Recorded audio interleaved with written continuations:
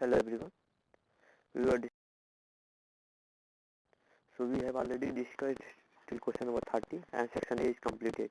Now we will discuss section B. So first question section is cell biology. So question number 31. Basically till here question number 30 we have seen the question which are of easy or moderate level, but from section B the questions are a bit high level, advanced level. So these are based on the research papers and we can't read all the research papers. So we will try to approach all the questions from our basic level, okay? And believe me, most of the questions will be solved from the basic concept only. So let's start. Proteins and phospholipids form major part of the several cellular structures such as plasma membrane. Properties of four structures found in the living cells are listed in the table. Basically, it is given the four structures name, and there it is given in the cell membrane there is cholesterol present or absent, and then the protein to the lipid ratio, and it has told to identify the names of which may be the most likely the cells respectively. So basically first let's understand in cell membrane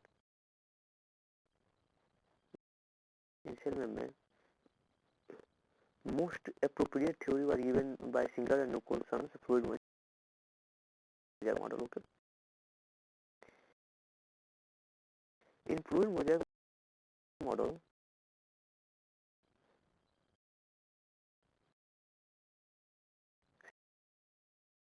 Singer and Nicholson have told that phospholipid bilayer exist, okay? Phospholipid bilayer exist, and in between the phospholipid bilayer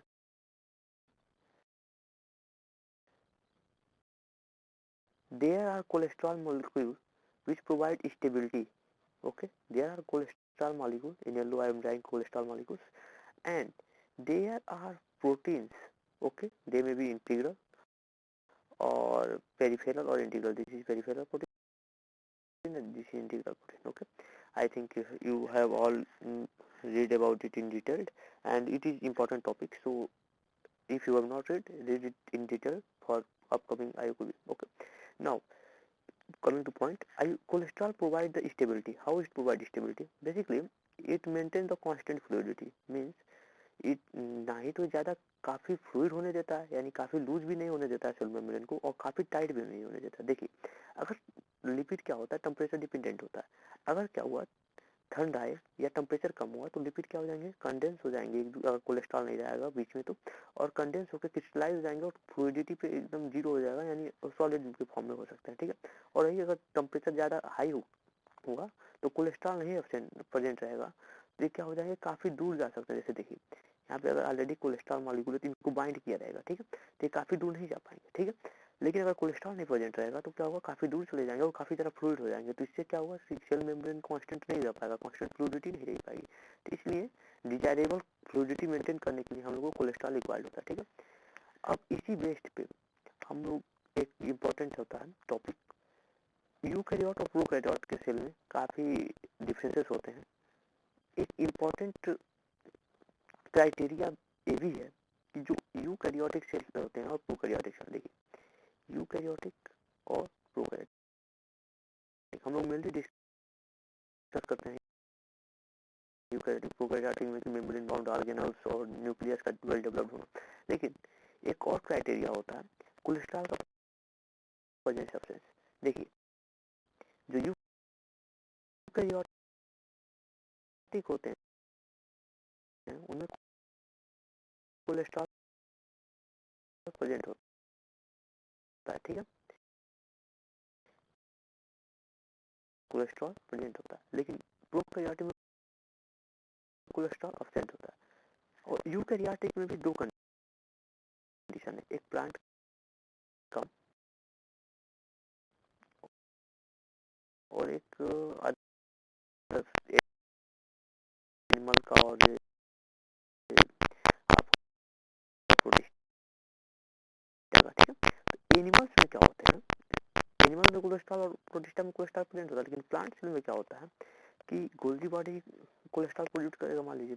तो plant में Golgi body की जगह डेक्स्ट्रोस्ट्रोम होते हैं, और वो क्या करते हैं, स्ट्रॉ लाइक सब्सटेंस प्रोड्यूस करते हैं, ठीक है, जो कोलेस्ट्रॉल की तरह फंक्शन करता है, ठीक है। कोलेस्ट्रॉल नहीं प्रेजेंट होता, लेकिन उसी की जैसा सब्सटेंस प्रेजेंट होता है, लेकिन प्रोकैरियोट में ऐसा कोई सब्सटेंस ही नहीं प्रेजेंट होता है जो कोलेस्ट्रॉल की तरह एक्ट करे सेल मेम्ब्रेन में, ठीक। तो केवल इसी क्राइटेरिया पे हम लोग अपने क्वेश्चन को सॉल्व कर सकते हैं, देखिए, ठीक। अब देखिए, और देखिए प्रोटीन और लिपिड का भी रेशियो है, उसको भी मैं समझा रहा हूँ, लेकिन केवल इतने ही कॉन्सेप्ट से हम लोग क्वेश्चन को डील आराम से कर सकते हैं। देखिए, यानी इस क्राइटेरिया से अगर हम देखें तो ये फर्स्ट 3 सेल हमारे क्या है, यूकैरियोटिक है, और ये प्रोकैरियोटिक है, ठीक है। अब देखिए, पहले 3 सेल कौन से यूकैरियोटिक है, यूरेथ्राइस मेम्ब्रेन, यानी सेल क्या कहता है, आरबीसी का सेल मेम्ब्रेन, ये तो है यूकैरियोट। क्या membrane of gram positive bacterium, क्या ग्राम पॉजिटिव बैक्टीरिया जो प्रोकैरियोट है, यानी बैक्टीरिया तो हो ही नहीं सकता क्योंकि वो प्रोकैरियोट है, यानी ऑप्शन पहले हम लोग एलिमिनेट कर सकते हैं। दूसरा ऑप्शन पे आ जाइए, इरेथ्रोसाइट मेम्ब्रेन सही है, माइलिन ये भी हो सकता है, माइलिन शीत कवरिंग होता है नर्व सेल में, ठीक है। मेम्ब्रेन ऑफ लिवर ये भी हो सकता है, मेम्ब्रेन ऑफ किडनी सेल ये नहीं हो सकता। देखिए, किडनी सेल क्या है आपका, यूकैरियोट है, और जबकि फोर्थ क्या है हमारा, प्रोकैरियोट है, ये भी नहीं हो सकता, यानी सेकंड ऑप्शन को भी हम लोग एलिमिनेट कर सकते हैं। सी ऑप्शन पे आ जाइए, membrane of intestinal epithelial cell ये हो सकता है, माइलिन ये भी हो सकता है, membrane of gram positive bacterium. देखिए, सी तो हमारा क्या है, यूकैरियोट है, लेकिन इसमें क्या दे दिया, प्रोकैरियोट, ये भी नहीं हो सकता। बचा कौन सा ऑप्शन, फोर्थ ऑप्शन। लेकिन आपके सुविधा के लिए हम चाहेंगे कि इसको प्रोटीन टू लिपिड रेशियो को भी इलोबरेट कर लिया जाए, ठीक है। देखिए, मोस्ट ऑफ सेल में क्या होता है, देखिए सभी सेल मेम्ब्रेन में तो प्रोटीन लिपिड दोनों पाए जाते हैं, ठीक। लेकिन क्या होता है मोस्ट ऑफ सेल में, ठीक, मोस्ट ऑफ सेल में जो प्रोटीन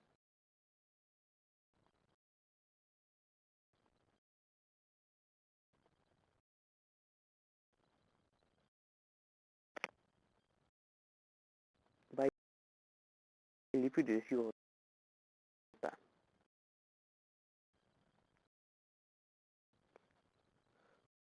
वह ग्रेटर देन वन होता है, किसमें, मोस्ट ऑफ सेल में, ठीक है, मोस्ट ऑफ सेल में,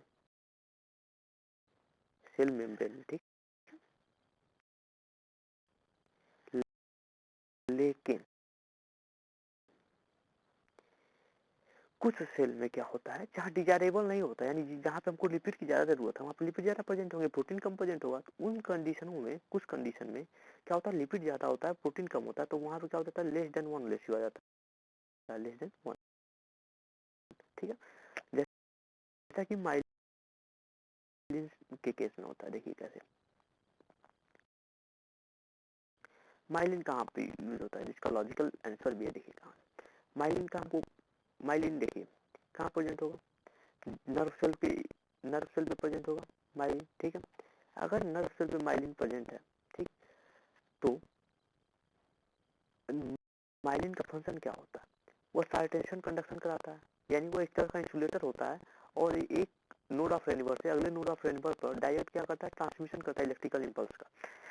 दो तरह के नर्व होते हैं, एक माइलिनेटेड एक नॉन माइलिनेटेड, ठीक है। तो माइलिनेटेड क्या होता है, वो स्लो होता है, फास्ट होता है, सॉरी फास्ट होता है, और नॉन माइलिनेटेड क्या होते हैं, स्लो होते हैं, क्योंकि देखिए साइटेशन कंडक्शन होता है माइलिनेटेड सेट में, यानी अगर ये इंसुलेटर है, यानी बेसिकली जो स्माइलिन शीट है इंसुलेटर है, इंसुलेटर को बिहेव करने के लिए यहाँ पे क्या हमको ज्यादा रिक्वायरमेंट है, देखिए एक बेसिक कॉन्सेप्ट और है, देखिए प्रोटीन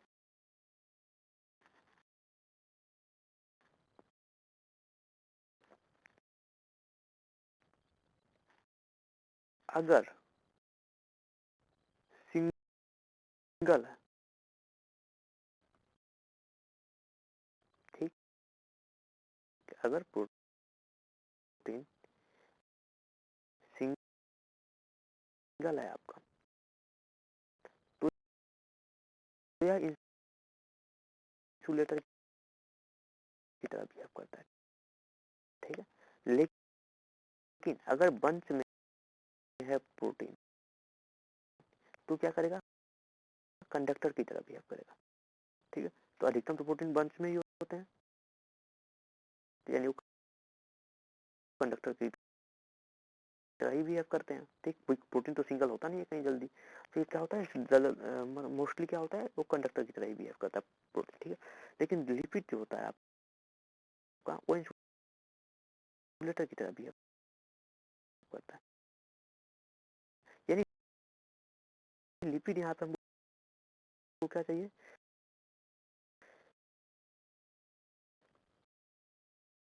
हमको लिपिड क्या चाहिए, ज़्यादा चाहिए, क्योंकि हमको इंसुलेटर की बिहेवियर चाहिए। अगर इंसुलेटर की तरह चाहिए तो लिपिड ज़्यादा चाहिए, लिपिड अगर ज़्यादा चाहिए प्रोटीन से तो रेशियो हमें आपको कि 1 से कम आएगा। तो किस केस में कम है, 1 से कम किस में है, थर्ड में माइलिन सीक्वेंस, यानी ये ऑप्शन मोस्ट अप्रोप्रिएट है।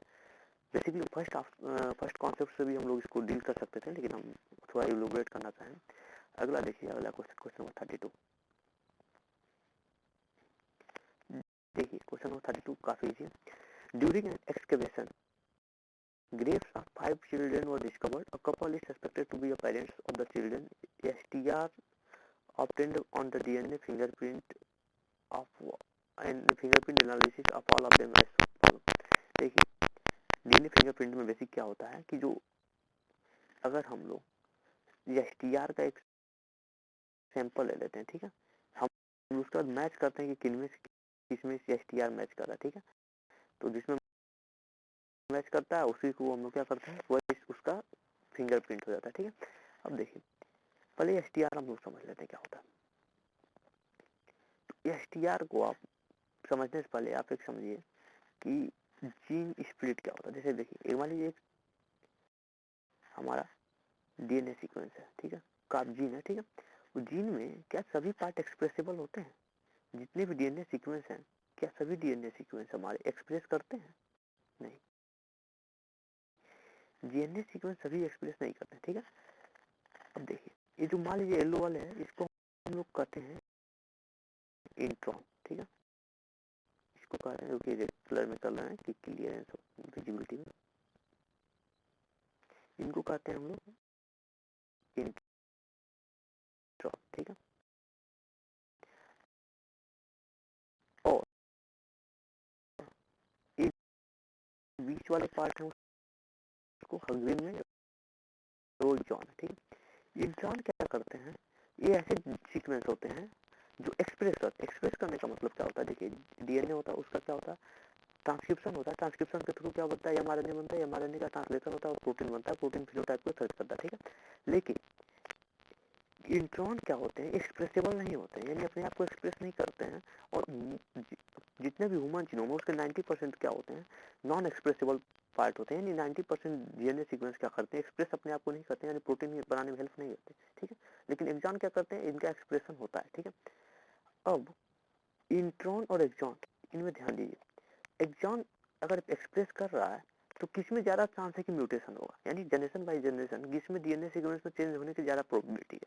अगर एक्सॉन एक्सप्रेस कर रहा है तो अगर म्यूटेशन एक्सॉन में हुआ तभी ना फिनोटाइप बदलेगा, तो ज्यादा डिजायरेबल है कि एक्सॉन में म्यूटेशन हो तो वो ज्यादा जनरेशन बाय जनरेशन आगे जाएगा, ठीक है। लेकिन इंट्रॉन में म्यूटेशन होने का पॉसिबिलिटी काफी कम होता है, ठीक है। अगर इंट्रॉन में अब देखिए क्या होता है, इंट्रॉन में सेम सीक्वेंस के जैसे मान लीजिए ए टी जी का सीक्वेंस है जीन में, डीएनए में, ठीक है, यही बार बार बार बार रिपीट कर रहा है, ठीक है। तो एटीजी शॉर्ट है, ठीक, टैंडम मतलब बार बार रिपीट कर रहा है, ठीक है।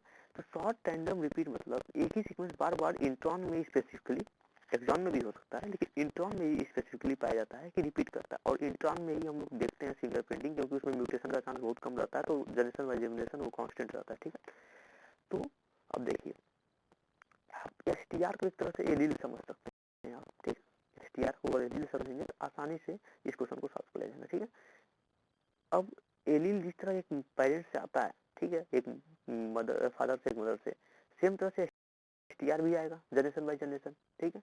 अब देखिए मान लीजिए एक फादर का एलील कैपिटल स्मॉल है, मदर का एलील कैपिटल भी स्मॉल भी है, तो अगर पॉसिबिलिटी देखा जाए उनमें सन में, तो एलील पाए जाने की क्या पॉसिबिलिटी हो सकता है? कोई भी अगर सन होता है, मान लीजिए एक ही बच्चा हो लेकिन उनमें से कोई एक ही एलील पाया जाएगा, मतलब कोई एलील एक ही स्पेसिफिक सीक्वेंस पाया जाएगा, ठीक है इसमें से। तो ए भी ए पाया जा सकता है, ए भी पाया जा सकता है, ए भी पाया जा सकता है, ए भी पाया जा सकता है, लेकिन क्या ये पाया जा सकता है यानी केवल फादर से ही केवल आपका दोनों एलील आ जाए और मदर से एक भी एलील ना आए, उसका बाइस पड़ता है कि केवल मदर से ही एलील जाए, फादर से एक भी एलील ना आए, ऐसा तो हो नहीं सकता। यानी ये दोनों पॉसिबिलिटी नहीं है। सेम यहीं पे भी है, देखिए फादर से मान लीजिए इसको मान लेते हैं फादर है और ये मदर का, ठीक है। अब देखिए क्या 15 16 फादर में से कोई एक आना चाहिए और 15 18 में से भी एक आना चाहिए, ठीक है। देन 15 16 देखिए कोई एक 15 16 आ गया, ठीक, यानी 15 मान लीजिए फादर से आ गया, 16 मान लीजिए 15 क्या आ गया मदर से आ गया और 16 क्या आ गया फादर से आ गया, ठीक है। सेम देखिए 15 और 18 है, तो यानी 15 यहाँ पे फादर से आ गया, 18 क्या आ गया मदर से आ गया। सेम इसी तरह इसमें देखिए 16 आपका मान लीजिए फादर से आ गया, 18 मदर से आ गया, 15 15 हाँ दोनों में ये 15 15 प्रेजेंट है, फादर में भी मदर में भी, ये भी पॉसिबिलिटी है, ठीक। 15 18 हाँ 15 फादर से आ गया मान लीजिए, 18 मदर से आ गया, ये भी हो सकता है। अब दूसरे ऑप्शन में आ जाइए STR2 8 10। अब देखिए 8 यानी फादर से केवल 8 ही आएगा और मदर से 7 या 10 आ सकता है, ठीक। यानी मान लीजिए फादर से यहाँ पे 8 आ गया और मदर से 10 आ गया, हो सकता है, कोई दिक्कत नहीं है। अब यहाँ देखिए यहाँ पे 7 8 यानी मान लीजिए यहाँ पे मदर से 7 आ गया, फादर से आपका 8 आ गया, ये भी हो सकता है। यहाँ तीसरे ऑप्शन में देखिए 8 10 यानी यहाँ पे फादर से 8 आ गया, मदर से 10। सिमिलरली यहाँ पे भी हो जाएगा 7 8, यहाँ पे भी देखिए 8 8। अब यहाँ ध्यान से देखिए इस ऑप्शन को ध्यान से देखिए, यहाँ पे 8 मान लीजिए फादर से आ गया, ठीक है कोई दिक्कत नहीं है, लेकिन 8 फिर से फादर से ही आ गया। यहाँ पे सेम कंडीशन आ गया कि ये क्या पॉसिबिलिटी है कि ये दोनों एली फादर से ही है, यानी अब मदर से कोई आया ही नहीं है। मदर से तो 7 10 आना चाहिए था, कोई तो एक आना चाहिए था 7 10 में से, लेकिन कोई नहीं आया, यानी ये तो हो ही नहीं सकता। यानी इस ऑप्शन से फिफ्थ सन, तो फिफ्थ वाला तो सन हो ही नहीं सकता, ठीक। अब दूसरा ऑप्शन, अब आगे बढ़ते हैं 3 5। देखिए 3 5 3 है 5 है, 3 5 में से ठीक है, लेकिन 7 आया है, मदर से केवल 7 आएगा, यानी यहाँ पे भी केवल फादर से ही दोनों एलील आ गए हैं, मदर से तो आया ही नहीं, यानी ये भी वाला नहीं हो सकता। अब इतने ही से आप आगे मैच कर लीजिएगा, देखिए यानी 2 3 5 तो कंफर्म सन है, ऑप्शन के हिसाब से आराम से हम देख सकते हैं 2 3 और 2 3 4 आराम से उसके क्या होंगे सन होंगे, ठीक है। यानी 2 3 4 ये होगा बेस्ट ऑप्शन, बाकी सब आप चाहें तो मैच कर सकते हैं, ठीक है। होप आपको हेल्पफुल रहा होगा, थैंक यू।